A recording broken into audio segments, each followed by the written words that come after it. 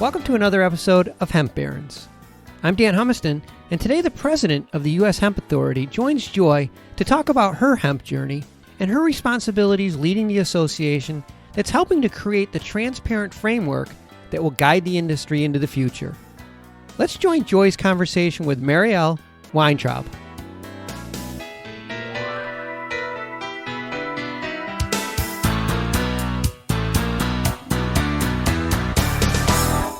Well, hello, Marielle. Thank you for being with us on Hemp Barons today. And thank you for having me. Well, it's really our pleasure because I know what a crazy busy week this is frankly, for all of us at the US Hemp Authority and all of us in hemp, because last week, of course, the USDA dropped their rules, their final interim rules. And so I know how busy we are. So thank you very, very much. I want to talk today, Marielle, about the US Hemp Authority. And in full disclosure to our listeners, I'm the vice president of the US Hemp Authority, a 501c6 trade association. And Ms. Marielle, you are the president of the US Hemp Authority.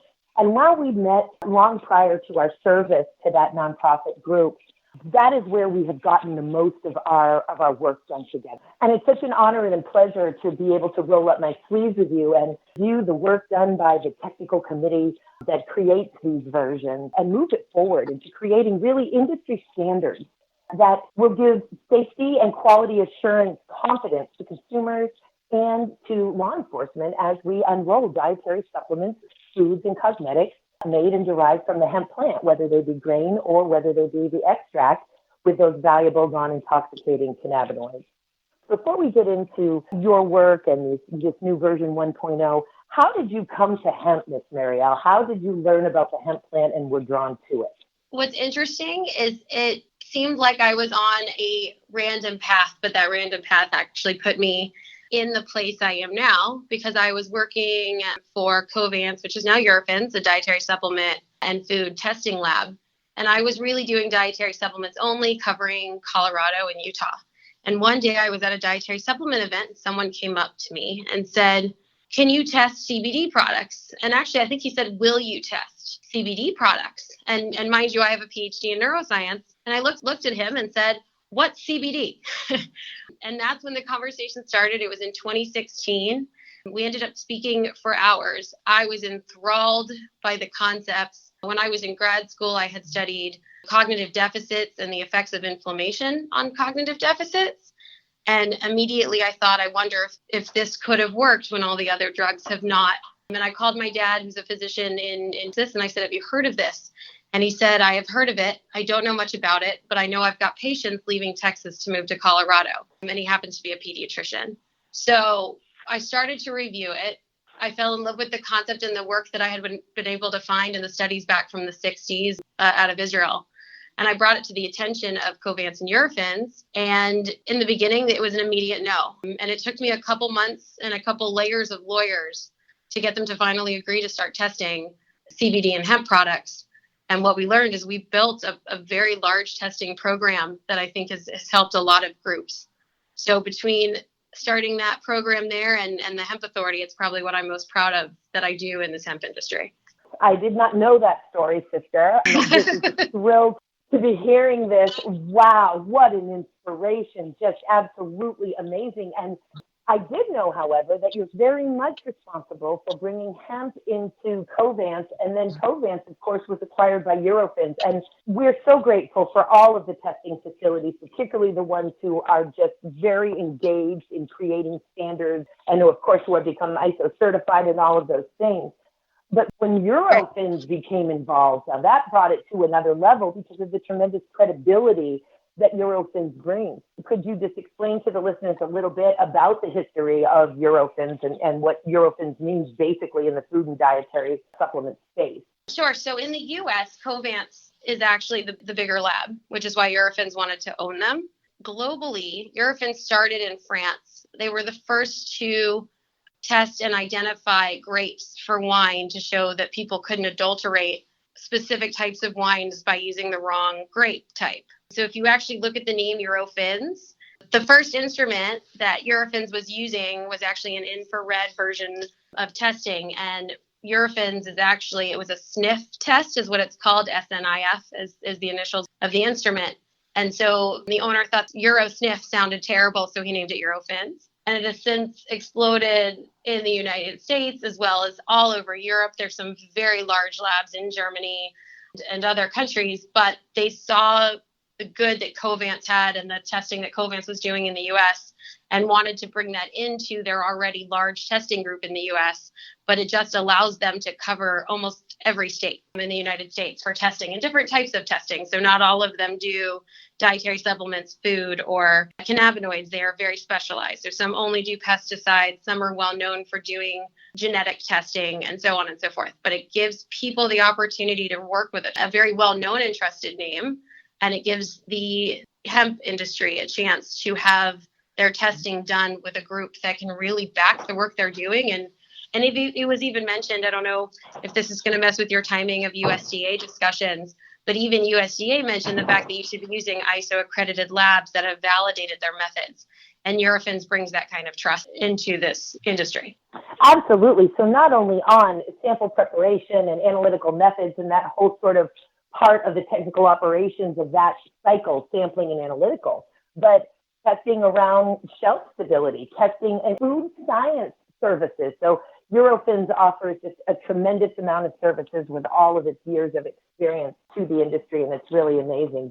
Let's move forward now to the US Hemp Authority. So we've been having these hemp, particularly hemp grain industries have been evolving, hemp cosmetics have been evolving long before the 2014 Farm Bill. And the United States has been and is to this day the largest importer of hemp raw materials and manufactured goods in the world. So we've had an industry here, but as the 2014 Farm Bill came along and created these agricultural pilot programs or allowed states that have passed hemp legislation to create agricultural pilot programs.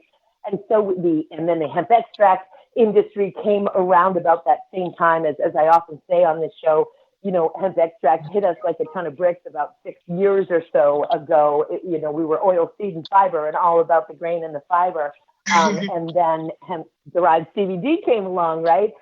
And now the 2018 Farm Bill has legalized hemp as an agricultural commodity. But the thing is, it's a brand new industry. It's not just an agricultural industry. We're talking about industries that affect all aspects of humanity and human and animal needs. But if we drill into what is human consumption needs, so we're talking dietary supplements and food, and to some degree cosmetics, they're ingested through the skin.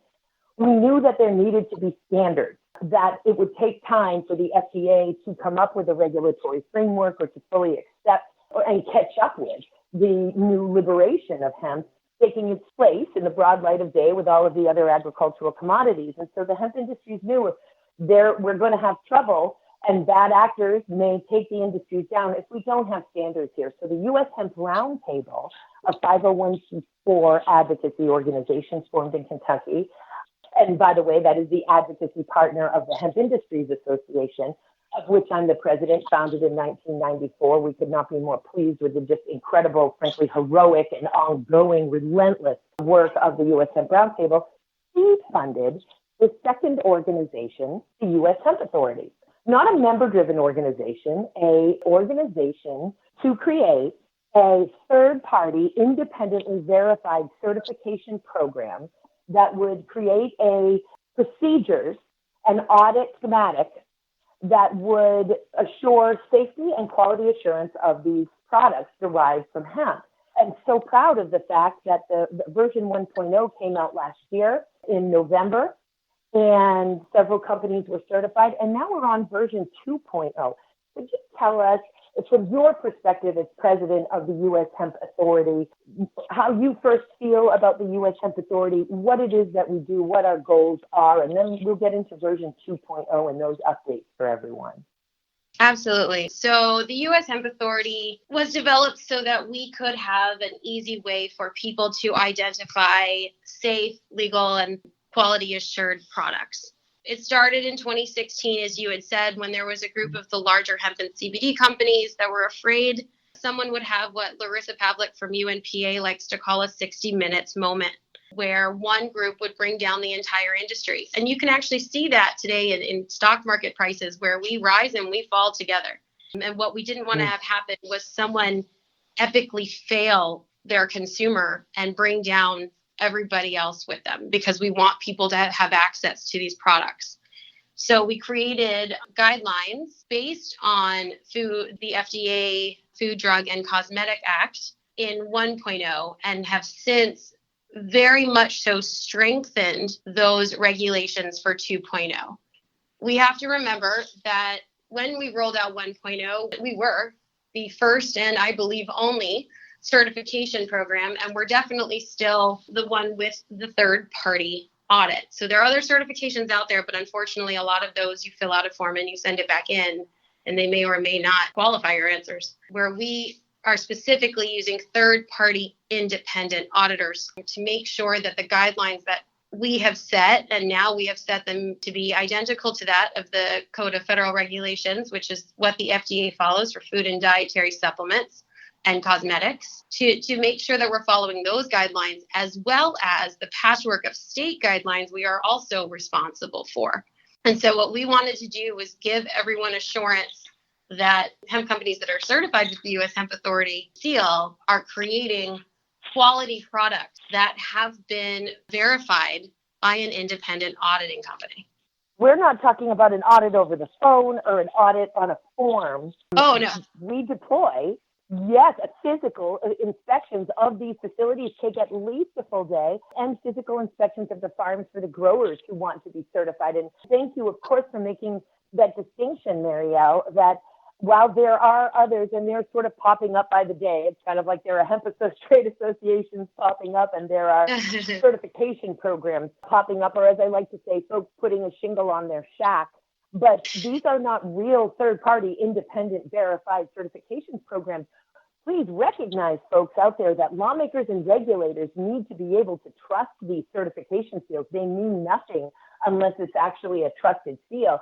And a seal can only be trusted if there is a physical inspection from a third-party independent service to really reinforce that all of the requirements and obligations under those guidance procedures of the program are actually being met. And so we're very excited to be able to, deliver that not only to the many hemp industries so that they have these procedures to go by while the FDA continues to sort of spin its wheels trying to create a regulatory framework, but also, again, for lawmakers, regulators, law enforcement, boots on the ground, that when they see the US Hemp Authority certified seal on products on the shelves, they can rest assured that it was sourced from legal hemp, compliant with currently the 2014 Farm Bill.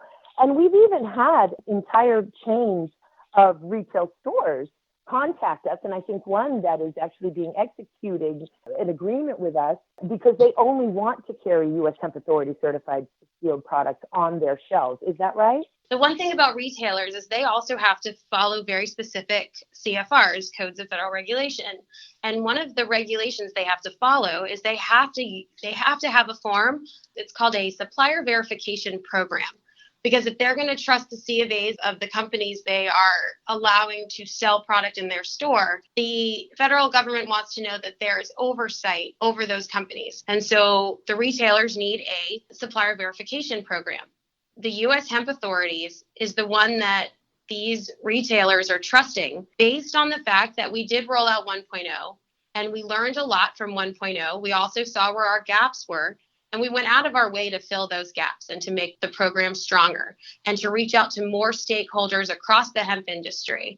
We had farmers, we had processors, we had retailers, we had brand owners. And what we wanted to make sure was that when 2.0 rolled out, it was much more refined from 1.0 and reflected several changes that were needing to take place based on either federal changes or based on consumer requests.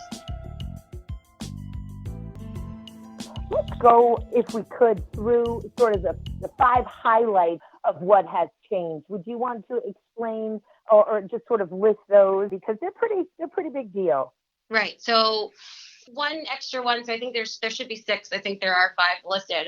The first change is that before we had growers and we had manufacturers, and what we wanted to make sure was there's a large group of people now in this industry that are brand owners. So they white label their products. And what we wanted to make sure is that brand owners knew that they were responsible, just like manufacturers and growers are responsible, for relevant FDA regulations. And we want to do this to make sure that product safety is the highest priority of everyone receiving the certification seal who was able to get it after the audit. But we were very much making our processors, manufacturers, and brand owners responsible for complying with all relevant FDA regulations, as well as what we were doing before, which is your state, federal, or tribal regulations. At the same time, there was a very large request for us to make sure that genetically engineered hemp was prohibited from the program. So we won't allow genetically engineered hemp products to be certified. And if you're going to use genetically engineered non-hemp ingredients, you have to identify those on the product label.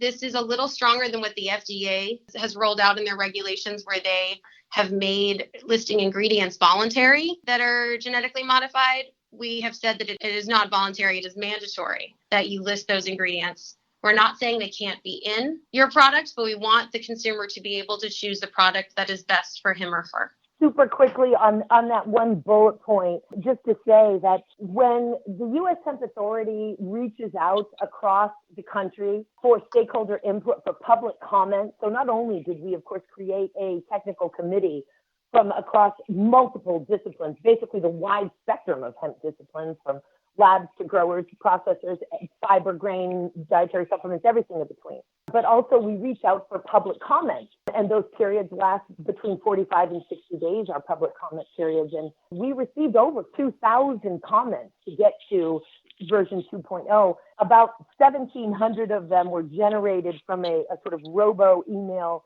that an organization, Vote Hemp, put out. And generally, historically, the Hemp Industries Association has worked very, very well with Vote Hemp. Vote Hemp has done a lot of heavy lifting and just tremendous work getting legalization done along with these other groups.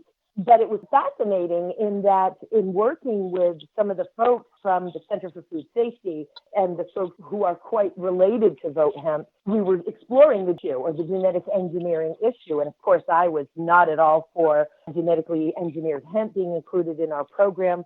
I was simply an opponent of it, as was everybody else. And in fact, I believe of the comments we received, we only got one comment, and it didn't even have specific language to add. It just said that they, I think, were a proponent of GMO hemp. One comment out of all of them. But it was interesting because Vote Hemp sent out an email saying that the Monsantos of the world, through their proxies, were lobbying the US Hemp Authority with some dark conspiracy to ensure that we would somehow allow genetically engineered hemp. And this is just simply a figment of someone's utter imagination. No such phone calls, no such communications in any way, direct, indirect, through proxies or otherwise, through electronic, oral, or written correspondence, did we receive any such lobbying. So that was fascinating.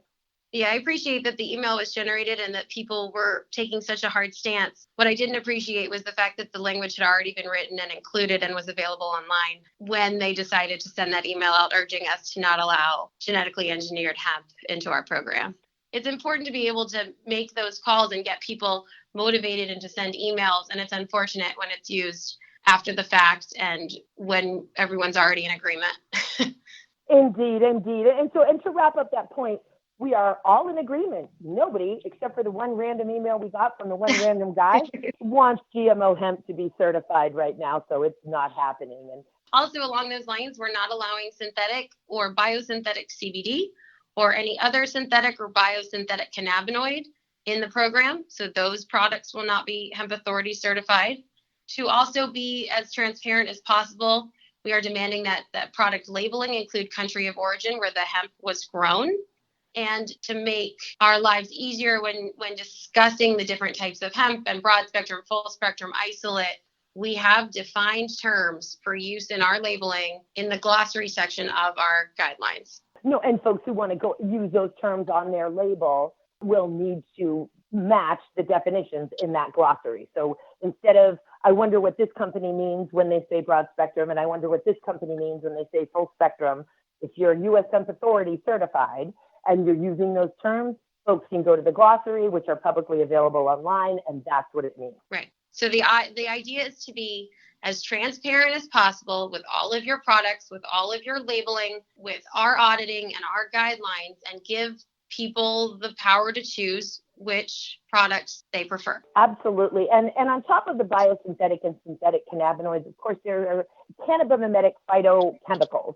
And these are properties in plants that can affect, either stimulate, antagonize, or just otherwise modulate the CB receptors, such as these properties, these cannabinoid phytochemicals exist in echinacea, in carrot, in black pepper, cacao, a few of these other plants. And while that's wonderful, if folks want to extract those plants for those cannabinoid phytochemicals, those are not cannabinoids. Cannabinoids are derived from the genus Cannabis, and in our case, from hemp, those cannabis varieties that are legally defined as hemp.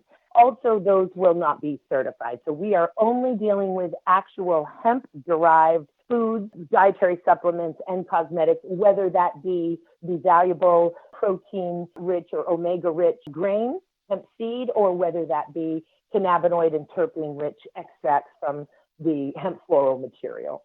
Right. And we've reached a lot more farmers interested in the program. And so we are rolling out 2.0. And I'm sure at some point we will roll out 3.0 when we realize there are gaps here, when we need to add new regulations that are rolled out by the USDA and the FDA. So we do plan to continue to evolve the US Hemp Authority program as the hemp industry grows and as changes are needed. So please keep checking in with our website, because what we also plan to do is to continue to take, when we have new regulations or when we have new guidelines or changes, we do plan to also reach out again to stakeholders and industry members. And we like to get those comments. It really does help us build a much stronger program if we're working together. Reading those comments and these late night sessions and reviewing the work of the technical committee and all the things that, we've done, it's amazing the contributions that are out there and the folks who have invested time in this program. It's really quite fantastic. Speaking of, when we talk about how retailers want to just carry products that have the seal, it's the same thing I'm learning with bankers and insurers as I am involved in these different work groups and, in just a multitude of aspects of creating standards and policies on various aspects of these emerging hemp industries. There are bankers that are like, hey, I want to know more about this program because I think that the folks who have earned the seal would be a safer bet to loan money to. And the same thing with insurers. Folks who have earned the seal, whether they're farmers, processors, manufacturers, or brand owners, if they've earned the seal, then they are a safer investment for our insurance coverage. It's really an important thing right now, especially for folks involved in these industries who are looking to get some type of seal or hitch their giddy up to some type of organization. Don't invest in the wrong one. You've really got to invest in a certification that lawmakers, regulators, and law enforcement and retailers can truly trust. And there's only one that exists, and that's the US Hemp Authority seal. And you can find out more information about it at ushemp-authority.org, including the certified companies. And is there anything to report, Ms. Marielle, on our certified companies or where we're at with certified companies? Under the 1.0 guidance procedures, there are more than 30 companies that have been awarded the seal. What has always been the intent of the US Hemp Authority certification program is to have a yearly audit. So we are rolling out 2.0, and yes, every company that has the seal under 1.0, when it's time to renew their certification seals, will be going through the audit.